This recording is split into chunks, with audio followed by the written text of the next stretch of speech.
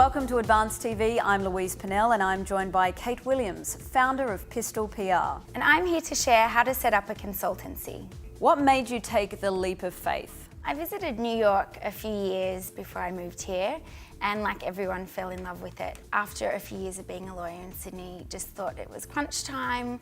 I'd done my time at a law firm and I just wanted to experience something different. There were many moments when I wondered if it would have just been easier to stay in Sydney or stay with my career. I think that it's very human to question yourself, and it's a very daunting thing to kind of leap into something unknown, particularly when you're going from a job where it's quite easy and you just turn up at a certain time every day and you don't have to think about things like paying bills or staff. What's the first step to setting up a consultancy? The first step was finding clients. Obviously you need clients to run a business. So I thought about the types of relationships that I had in Sydney and the people and connections that I'd made, people that I might be able to speak with to either get inspiration from them, to talk about their experiences and share any tips that they might have, but also to be put in touch with their broader network of connections. How do you acquire new skills when changing your career? It's always good speaking with someone who's done it before you, and speaking with people who had worked in PR here, who had moved from Australia as well, and talking with them about how the market was different in Australia to America, how people are different, the best approach in marketing yourself. How do you find clients? Finding clients through word of mouth was probably the best way at the start.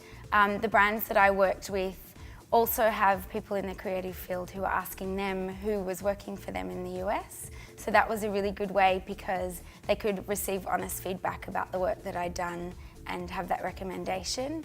And then as time's gone on and I've developed a portfolio, it's become a lot easier just to contact brands and kind of show them the body of work that I've developed. What are the differences between pitching here and pitching in Australia? I feel like it's a very different market.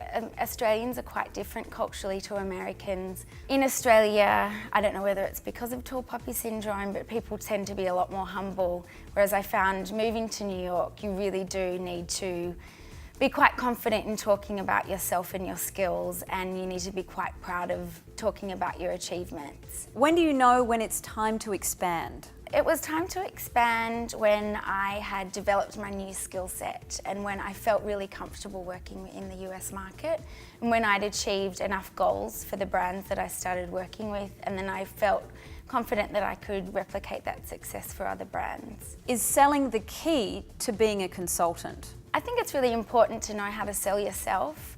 I think that you can't make people confident in your services unless you are. You really need to have a good personal skill set and feel comfortable striking up a conversation with someone. How do you keep yourself motivated? I find it's very motivating being around like-minded people, working on a project together. I think that you can keep yourself motivated by hearing other people's stories, particularly in New York where everyone's very successful and they're achieving things constantly. It kind of keeps you going as well.